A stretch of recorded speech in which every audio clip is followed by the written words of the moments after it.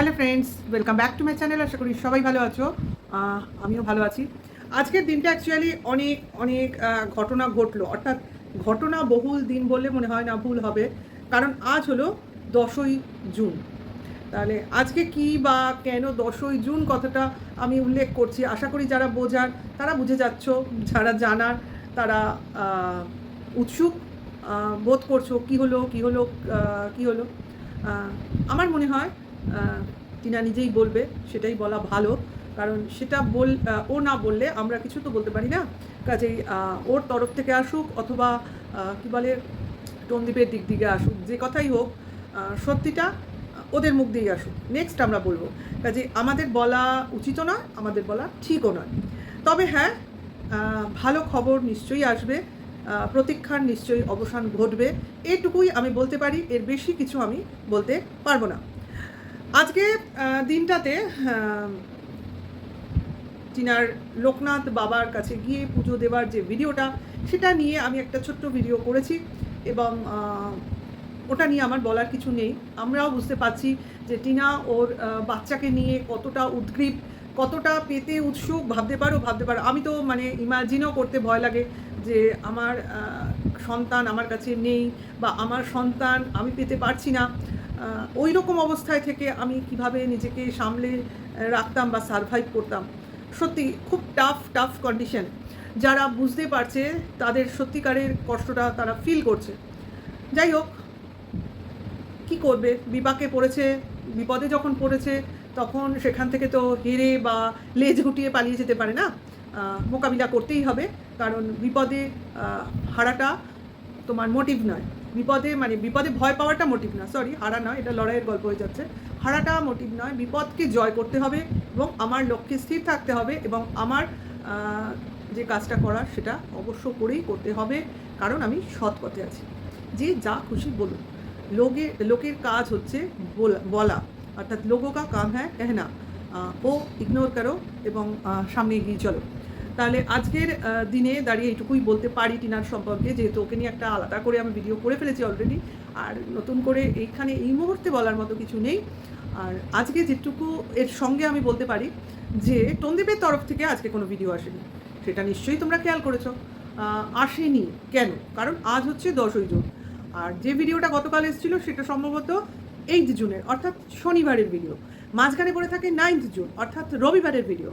সেটা আজকে আসার কথা, সেটা আজকে আসেনি। কেন আসেনি? আজকে যদি ভিডিওটা আসে তাহলে আমার যতদূর বুদ্ধিতে আসছে, তাহলে ওরা আজকে যেখানে যাওয়ার উদ্দেশ্যে রওনা দিয়েছে সেটা জানাজানি হয়ে যেতে পারে। এটা লুকোবার জন্য বা লোককে না বোঝাবার জন্য দেখাতে পারে, অথবা অন্য কোনো কাজে বিজি ছিল, অথবা সকাল সকাল বেরিয়ে পড়েছিল, রাস্তায় নেটওয়ার্ক প্রবলেম ছিল বলে ভিডিওটা দিতে পারেনি, অথবা কালকে মানে আগামীকাল মানে আমার কাছে আগামীকাল, যেহেতু আমি আগের দিন ভিডিওটা শ্যুট করছি, তোমরা পাবে আজকে, অর্থাৎ পরের দিন। আমার কাছে পরের দিন, তোমাদের কাছে কারেন্ট, অর্থাৎ আমার ভিডিওটা করা হচ্ছে 10ই জুন, তোমরা দেখবে হলো 11ই জুন। কাজেই 11ই জুন যে ভিডিও যদি টনদীপের তরফ থেকে আসে, তো আমার মনে হয় ও দুটো চ্যানেলে দুটো ভিডিও দিয়ে দিলেও দিতে পারে। একটা হয়তো 10ই জুনের ভিডিওটা দিয়ে দিল, আরেকটা 9ই জুনের ভিডিও দিয়ে দিল, এভাবেও দিতে পারে। দেখো কি করে, কারণ একটা কমিউনিটি পোস্ট অলরেডি এসছে এবং সবাইয়ের দুশ্চিন্তা দূর করার জন্য কমিউনিটি পোস্টটা করেছে, যাতে না মনে করা হয় যে ও কোনোভাবে কোনো বিপদে আছে। মানে বিপদ মানে এখন তো বোঝোই, সিসিটিভি লাগিয়েও কি বিপদ আসবে কে জানে। সেইটাই হয়তো ও ভিউয়ার্সদের উদ্দেশ্যে করেছে। আমাদের করার প্রয়োজন নেই, কারণ আমরা জানি ও এই মুহূর্তে কী করছে বা কী ভাবছে বা কোথায় আছে, সেটা ও দেখাক। নেক্সট আমরা অবশ্য করেই সেটা নিয়ে কথা বলবো, কারণ ভিডিও টু ভিডিও তো কন্ট্রোভার্সি করতে হবে না। ভিডিওর বাইরে যেটা দেখিনি সেটা নিয়ে আমি কথা বলতে পারি না। তাহলে এটাই হলো বক্তব্য, যে আজকে টনদীপ ভিডিও দেয়নি, একদিনের ভিউজ লস করেছে, ভাবতে পারো। হয়তো বা পরের দিন ভিডিও ডবল দেওয়ার জন্য ডবল ভিউজ হতে পারে, সেটাও একটা স্ট্র্যাটেজি হতে পারে। দেখা যাক ক্রমশ প্রকাশ্য কী হয়, কীভাবে হয়। অবশ্য করেই খুব তাড়াতাড়ি ওর ভিউয়ার্সদের উদ্দেশ্যে কিছু তো বলবে, কিছু তো জানাবে। যাই হোক, যদি সেরম কিছু জানানোর হতো, আমার মনে হয় এদিক দিয়ে আজকে তো অনেকগুলো লাইভ হলো দেখলাম। যাই হোক, এ তরফ থেকে সেরমভাবে কোনো খবর তো আমরা দেখতে পাইনি। আজকের লাইভে যে লাইভ হলো, সন্ধ্যে 6টা থেকে রাত 10টা অবধি, তার সম্বন্ধে বিস্তারিত ভিডিও নিয়ে আমি অবশ্যই আসবো। জাস্ট একটা সার্কাস হলো, এবং সার্কাসের সঙ্গে আরেকটা সার্কাস হলো আরেকটা চ্যানেলের লাইভে। জাস্ট কিছু কলতলার ঝগড়া দেখলাম, ভাবা যায় না। আমি বিশ্বাস করো, আমি ভিডিওতে মানে মোবাইলে দেখছি, আমার বাড়িতে দেখতে লজ্জা করছে। অ্যাকচুয়ালি আমার হাজব্যান্ড আমার সঙ্গে একই রুমে থাকে, যেখানে আমি দেখি। সে ভাবছে তুমি সব কী দেখছো, এইরকম ধরনের জিনিস ঘরে বসে দেখা যায় নাকি? সত্যি দেখা যায় না, কিন্তু আমাদের দেখতে হলো কেন? কন্টেন্ট। ওই ভিডিও নিয়ে আমি পরে আসবো, অবশ্যই আসবো, আসা প্রয়োজন। কারণ যা নোংরামি বন্ধ করার জন্য যেসব স্টেপ নেওয়া হচ্ছে বা নেবার কথা বলা হচ্ছে, তার সেগুলো যে টোটাল ফ্যালাসি, ভিউয়ার্সদের বোকা বানানো হচ্ছে, জাস্ট কন্ট্রোভার্সিটাকে লেন্দি করা হচ্ছে, এটা একটা প্রসেসিং চলছে, এটা তো ক্রমশ প্রকাশ্য ভাই, ক্রমশ প্রকাশ্য। কিছু লোককে ভয় দেখানো হচ্ছে, কিছু লোককে দলে টানা হচ্ছে, আর কিছু লোককে হ্যারাস করা হচ্ছে, এইগুলোই চলছে টোটালি। তার মধ্যে একটা সুখবর আমাদের কাছে আজকে চলেই এসছে, সেটা হলো সঞ্জয়ের ফিরে আসা। সঞ্জয়ের ফিরে আসাই বলবো, ওয়েলকাম ওকে অবশ্যই জানিয়েছি। রাতের ভিডিওতে মানে রাতের লাইভে আমি আসতে পারিনি, বিশ্বাস করো, এই কলতলার ঝগড়া দেখতে যাওয়ার জন্য লাইভে আমি আসতে পারিনি। কারণ আমার মনে হয় এদের লাইভটা দেখা আগে প্রয়োজন। কেন? এরা তো আজ ভিডিও রাখে তো কাল প্রাইভেট করে দেয়, সেই জন্য ভাবলাম একবার দেখিনি। কারণ আমি ওসব রেকর্ডিং রাখি না এদের লাইভে, সম্ভব না, আমার মাথা যন্ত্রণা করে। যেগুলো দরকার একটু ক্লিপ তুলে নিই, এই অবধি, পুরোটা রাখা আমার পক্ষে সম্ভব না। সেই জন্য ওর লাইভে আজকে আসতে পারিনি, ভীষণ খারাপ লাগছিল। অনেক দিন পর লাইভ করছে, আমরা কত অপেক্ষা করে থাকি ওর লাইভটা দেখার জন্য সত্যি। কারণ এইভাবে প্রোটেস্ট, এইভাবে স্পষ্ট কথা বলা মানুষ আমাদের খুব প্রয়োজন ওয়াইটিতে, যার মধ্যে রাগঢাক কম, অভিনয়টা কম আমি বলবো। এবার প্রোটেস্ট তো অনেকেই করে, অনেকেই তেড়ে ফুড়ে কথা বলে, সেটা কথা না, আমি বলছি অভিনয়, মানে কারোকে তেলানো নয়, কারোকে পালিশ করা না, যেটা মনে হবে সেটা বলে দেবো, এই যে কথা। এবং ভদ্রভাবে, যেটাও নিজেকে চেঞ্জ করে নিয়েছে প্রায় 5 মাস ধরে, সে তো সত্যিকারে খুবই সুন্দর একটা কাজ ও করেছে, নিজেকে রেকটিফাই করেছে, এবং ও সেটা হয়ে উঠতে পেরেছে। আগে যেটা ছিল সেটা একটা ভুল, এখন সেটা হলো রিয়েল। আচ্ছা, তাই বলবো অনেক দিন পর সঞ্জয় ইজ ব্যাক। ভালো লাগছে, ভীষণই ভালো লাগছে। তা আমার যখন সঞ্জয় অফ হয়ে গেছিলো, আমার কিছু ভিউয়ার্স আমাকে প্রশ্ন করেছিল, কিন্তু আমি তাদের একটু মিথ্যে কথা বলেছিলাম। সরি ভাই, কিছু মনে করো না, কারণ আমাদের মানে কাজই হচ্ছে ভিডিও টু ভিডিও কথা বলা। কারণ সেই মুহূর্তে আমার ইউটিউবে প্ল্যাটফর্মে কমেন্ট সেকশানেই বলো, ভিডিও সেকশানেই বলো, আমি ভেতরের কথা বাইরে আনতে পারি না, ঠিক আছে? কারণ কমেন্ট সেকশানটাও লোকে দেখে, ভিডিও তো ওয়াচ করে, কাজে আমি কখনোই পারি না। তার জন্য আমি কয়েকজনকে অবশ্যই বলেছিলাম মেসেজ বক্সে এসো, মেসেঞ্জারে এসো, বা ইনস্টাগ্রামের মেসেজে এসো, তাহলে আমি হয়তো কিছু বলতে পারতাম। কিন্তু এখানে তো আমি কিছুই বলবো না, কারণ আমি জানতাম ওর সঙ্গে আমার পার্সোনালি আমার দিক থেকেই আমি কথা বলেছি। যেহেতু আমার জানার ইচ্ছা ছিল, আমার ভিউয়ার্সদের জানার ইচ্ছা ছিল, সেই তরফ থেকে আমি বুঝেছিলাম কিছু একটা প্রবলেম। যাই হোক, কারণ ওর মতো ছেলে ইউটিউব ছেড়ে থাকবে, অন্তত দিনে একবার আসবে না, এটা ইম্পসিবল। তো যতই কাজ থাকুক, কাজেই সেই পরিস্থিতিতে যে কথোপকথন হয়েছিল ওর সাথে আমি তো তোমাদের জানাতে পারার ক্ষমতায় ছিলাম না। একটা কোনো সমস্যা অবশ্যই হয়েছিল, ওকে ফাঁসানোর চেষ্টা চলছিল, ওকে দাবানোর চেষ্টা ছিল। আর যখন ও নিজে মুখে স্বীকার করেছে, সেখানে আমি বলতে আমার আর বাধা নেই। এটা চলছিল, যেটার জন্য ও নিজে লড়াই করছিল, এবং করছে, এখনও করছে। ও যতটা বলবে আমি তারপরে বলবো, ঠিক আছে? তবে এইটুকু জেনে রাখো, ওই যে ও বলে না, ওর কথাই আমি রিপিট করছি, সত্যের মুখ কখনো বন্ধ করা যায় না। অন্যায়ের প্রতিবাদ করতেই হবে। কেউ অন্যায় করেছে বলে তার মানে শাস্তিটা লেন্দি হতে পারে না। যখন সে নিজে স্বীকার করে নিচ্ছে, সে আর করবে না, ঠিক আছে? আর সবথেকে বড় কথা, সঞ্জয় নিজের জন্য কিছু অন্যায় করেনি, ওকে সবাই এসে তাদের প্রবলেম বলতো, তাদের হয়ে লড়াই করতে ময়দানে নেমে পড়তো, এটা হলো ওর ফল্ট। আর অন্যরা যারা কিমা এরা যে বাজে কথা বলেছে, এরা কিন্তু নিজেদের স্বার্থে বলেছে, কারোর স্বার্থে বলেনি। নিজেদের চ্যানেল গ্রোথ, নিজেদের ভিউজ বাড়ানো, সাবস্ক্রাইবার গেইন, এসবের জন্য তারা এইসব জিনিস করেছে। অ্যাকচুয়ালি সঞ্জয়ের এই ধরনের কোনো টেন্ডেন্সি ছিল না, ও একটু লড়াকু মেন্টালিটির ছেলে, আমি যতদূর বুঝেছি। সবাই আমাকে কিছু বললেই একটু কী বলে, ইমোশনাল হয়ে পড়ে, এবং জিনিসটা অন্যায় মনে করলে তাতে ঝাঁপিয়ে পড়ে তাকে সেভ করার জন্য। অ্যাকচুয়ালি যাদের সেভ করতে যায় তারাই হয়তো একদিন তার বিরুদ্ধে তার পেছনে বাজ দেয়। অ্যাকচুয়ালি সেটাই হয়েছে, সেটাই করার চেষ্টা চলছে, কারণ সবাই বুঝে গেছে যে একজন প্রতিবাদী চরিত্র যখন খেপে যায় তখন তাকে হারানো মুশকিল। আর এইরকম কয়েকটা ক্যারেক্টার যদি ইউটিউব থেকে সরে যায় তাহলে যে কোনোভাবে যে কাউকে ভয় দেখানো সম্ভব হবে। মানে কি বলে না, তোমার ক্যাপচার করে রাখা সম্ভব হবে, মানে দাস করে রাখা সম্ভব হবে। তারা যেটা বলবে, তারা যেভাবে বলবে তাদের সেভাবে চালনা হবে। মানে বলে না, ইউটিউবেরও বাপ নিজেদের ভাবতে থাকবে, এরকম ব্যাপার। সন্দেহ দেখিয়ে দিয়েছে, ফিরে এসছে এবং ওর ফর্মটা ও বজায় রেখেছে। এটা হলো ওর নৈতিক জয়।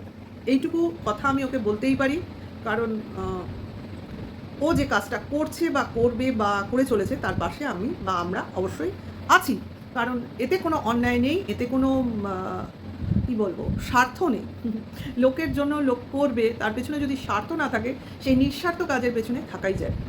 আচ্ছা, আরেকটা, এতগুলো ভালো খবরের মাঝে একটা খারাপ জিনিস যেটা না বললে আমার খারাপ লাগবে, সেটা হলো সুতপার এই যে একটা হুট করে ডিসিশন, ইউটিউবে কন্ট্রোভার্সি করবে না। কোথাও একটা মন থেকে আঘাত পেয়েছে। ও কোনো ভয় পায় না, ভয় পাওয়ার চরিত্রও নয়। আঘাতের জন্য ও একটা ডিসিশন নিচ্ছে বা নিতে চেষ্টা করছে, এখনও চেষ্টা করছে। কারণ এই ফিল্ডটাকে ছেড়ে দেওয়া এত সহজ নয়। নিজে হাতে একটা রাজ্য গড়ে তুলবো, তারপর সেই রাজ্যটাকে নিজে হাতে ধ্বংস করে ফেলবো, এটা মানে নিজের মৃত্যুর সমান। কাজেই লড়াই করছে, বিশাল লড়াই করছে। যে দিনে 3টে ভিডিও দেয়, সে একটা ভিডিও দিয়ে চুপ করে আছে। তার জন্যই লাইভে আসছে। যখন ও বলে না, যখন মনে খুব অশান্তি হয়, দুঃখ হয়, তখনই ও লাইভ করে। কাজেই আজকে লাইভ করেছে, তার মানে কি, ও শান্ত হতে পারছে না। যতই ডেইলি ব্লগ করুক, ওর কিন্তু এটা বলে না, প্রাণ আটকে থাকা, সেই জিনিসটা। কতটা কষ্টের মধ্যে থাকলে মানুষ নিজের প্রাণের থেকে প্রিয় কাজটাকে বলে করব না। এটাকে বলে শরীর বেঁচে থাকা, আত্মার মরে যাওয়া। তা আমার মনে হয় ও যা লড়াকু মেয়ে, হয়তো সেই পরিস্থিতি ও জয় করবে এবং ফিরে আসবে। যে বলছে রোস্টিং ভিডিও করব, অমুক করব, তমুক করব, এটা অনেকটা আমাদের এইসব হাউস ওয়াইফদের পক্ষে না খুব টাফ, খুব টাফ। আমি দেখেছি, ওইসব জিনিস আমি ফলো করেছি। মানে সারাদিনের সব কাজ করে তারপর ওই যে একটা প্ল্যাটফর্ম তৈরি করা রোস্টিং ভিডিওর, এটা তো শুধু একটা মোবাইল হাতে নিলে হয় না, এটা অনেক কিছু, এর গ্রাফিক্স, টেকনিক্যাল ব্যাপার আছে, সেগুলো করতে হয়। তারপর এটাকে নিয়ে ব্যস্ত থাকতে হয়, অনেকটা টাইম দিতে হয়, যেটা আমাদের এই কন্ট্রোভার্সি বা যেটাকে বলো রিয়াকশান, যাই বলো না কেন, আমাদের যে ভিডিও, জাস্ট একটা ভিডিও দেখে ভিডিও করা, এটা অতটা কিন্তু ওটার মতো টাফ না, মানে কম্পারেটিভলি। যে ও যেটা ভাবছে করবো, সেটা করাটা কিন্তু নতুন থেকে শুরু করাটা টাফ। তা আমি বলবো, কিছুদিন ছোট ছোট নিজের অভিব্যক্তি ব্যক্ত করতে থাকো, এরম ছোট বড় করে। কন্ট্রোভার্সি সেরমভাবে করো না, কিন্তু ছুঁয়ে ছুঁয়ে যাও, কিন্তু এই ফিল্ডটা ছেড়ো না, কারণ এই ফিল্ডটা তোমার জন্য। আর সব থেকে বড় কথা, সবাই যদি বলে ছেড়ে দেবো, সবাই যদি বলে কন্ট্রোভার্সি করবো না, যেমন কিনা শিল্পী করলো, তাহলে তো ভাই আমরা প্রতিযোগী হারাবো, আমরা আমাদের সহকর্মী হারাবো। আমি এটা কখনো চাই না। আমি চাই সবাই থাকুক, সবাই ইউটিউব করুক, কন্ট্রোভার্সি করুক, যে যা করছে সেটা করুক, এবং অবশ্য করেই কম্পিটিশান দিক। কম্পিটিশান ছাড়া কাজ করার কিন্তু আসে না ভাই। কাজে এরা হলো আসল কম্পিটিটার। এরা যদি চলে যায় তাহলে কন্ট্রোভার্সি লেভেলটা কোথায় নেমে যাবে। খুব খারাপ লাগছে, এই জায়গায় খারাপ লাগছে। দেখো, মানুষ ভালো খারাপ মিলেই হয়। আজকে খারাপ আছে বলে কাল ভালো হবে না, এটা কিন্তু নয়। এটা কিমার ক্ষেত্রেও প্রযোজ্য। কেউ ভেবো না আমি কিমাকে বাদ দিয়ে বলছি। ও এক সময় প্রচণ্ড খারাপ ছিল, আজ ভালোর অভিনয় করছে, বা কাল ভালো অরিজিনালি হয়ে যাবে। সব কিছুই কিন্তু সম্ভব। কিন্তু কি বলতো, এই যে উদ্ধত ভাব, এই যে ঔদ্ধত্য, এইগুলো না কমালে, বিনম্র ভাবটা যদি শরীরে, চেহারায়, মুখে ডে বাই ডে না আসে, তাহলে কিন্তু অ্যাকচুয়ালি তার পরিবর্তন হয়নি। যেটা ঘটছে সেটা অ্যাক্টিং চলছে। বোঝা যায়, মানুষ পরিবর্তন হলে তাকে বোঝা যায়। এইটা নিয়ে তর্ক করে তো লাভ নেই। যারা বোঝার তারা অরিজিনালি বুঝে যাবে। হ্যাঁ, কিন্তু সবথেকে বড় কী ব্যাপার বলো তো, পরিস্থিতিকে জয় করা। আমি যে পরিস্থিতিতেই থাকি, সেই পরিস্থিতিটা আমার মতো অনুকূল করে নিতে হবে। প্রতিকূল পরিবেশ তো আসবেই, বিপদ তো আসবেই। আর ভালো কাজ করতে গেলে তো তুমি ধরেই নাও বাধা আসবেই। কিন্তু সেই বাধা আসবে বলে আমি কাজটা করবো না, ভয় পাবো, ছেড়ে দেবো, সেই বান্দা আমরা নই। অন্তত আমি তো নই। শুধু কথা নয়, ও ভয় পেয়েছে ওর কাছের মানুষটা আঘাত পেয়েছে বলে। এটাই ওর ভয়ের কারণ। কারণ ওর মনের জোর অনেক বেশি। বলে না, পার্টনারও যদি সেম টু সেম হয় তাহলে আরও বেশি পাওয়ারফুল হওয়া যায়। কিন্তু সবাই তো সমান নয় ভাই। আর এইসব ক্ষেত্রে দেখবে অ্যাকচুয়ালি বিপরীত হয়। মানে হাজব্যান্ড যদি খুব সাহসী হয়, বউরা খুব নরম তরম হয়। আবার বউরা খুব যদি বোল্ড হয়, হাজব্যান্ড খুব শেকি টাইপের হয়। এটাই হয়, বিপরীত জিনিসটাই জোটে আমাদের ভাগ্যে। সে যাই হোক, মানুষ তো এরকমই, মানিয়ে তো তোমায় নিতে হবে, লড়াই তোমায় চালিয়ে যেতে হবে। এটুকুই বলবো, ভালো খারাপের মধ্যেই আমাদের থাকা। আজ ভালো তো কাল খারাপ, কাল খারাপ তো পরশু ভালো। কারণ খারাপের পর ভালো আসবেই, আসতে বাধ্য। দিনের পর যেভাবে রাত আসে, রাতের পর সেভাবে দিন আসবে। আমাদের আশা ছাড়লে চলবে না, এটা কিন্তু একদম সত্যি কথা। তাহলে আমি ভিডিওটা এখানে স্টপ করছি, আর নেক্সট ভিডিও খুব তাড়াতাড়ি আসবে। হ্যাঁ, ওই কলতলার মাসিদের ঝগড়া নিয়েই আসবে, ওদের নিয়েই করবো আমি হয়তো নেক্সট ভিডিওটা, যদি না টন্দীপের সম্বন্ধে কিছু এক্সট্রা স্পেশাল কোনো খবর সামনে চলে আসে, আর টিনা যদি কোনো খবর দেয়, সেই খবরটা আগে আসবে। তাহলে যাই হোক, হবে কিছু একটা। কালকের জন্য ওয়েট করো। সবাই ভালো থেকো, সুস্থ থেকো। ভালো লাগলে ভিডিওটা লাইক কমেন্টস করো, নতুন হলে সাবস্ক্রাইব করো, আর নোটিফিকেশানটা অন করে দিও। তাহলে রাখছি এইটুকু, বাই। এখনকার জন্য এইটুকু, টাটা। আমি কালকের জন্য ওয়েট করো বলেছি, কিন্তু তোমরা আবার আমার এই কাল আজ একটু গন্ডগোল হয়ে যায়। কেন বলো তো? আমি করি আগের দিন ভিডিও, তোমরা পাবে পর দিন ভিডিও। এটা একটু মার্জনা করে নিও। ভিডিওটা পাচ্ছ তোমরা 11ই জুন, আর আমি করছি 10ই জুন। তার মানে আজকে যদি নতুন কোনো ভিডিও আসে, তাহলে সেই ভিডিওগুলো আগে বলবো। অবশ্যই টন্দীপ টিনার ব্যাপারটা এখন তোমাদের জানার বেশি আগ্রহ থাকবে, সেটা যদি আগে এসে যায় তাহলে ওই নিয়ে ভিডিও আগে করবো। আর যদি ওরা দেরি করে বা পরে আসে বা সেরকম কিছু বলার না থাকে, তাহলে অবশ্যই ওই কলতলার মাসিদের ওই ভিডিওটা করবো। ঠিক আছে? আজকে করতে পারিনি, গরমের জন্য শরীরে দিচ্ছে না।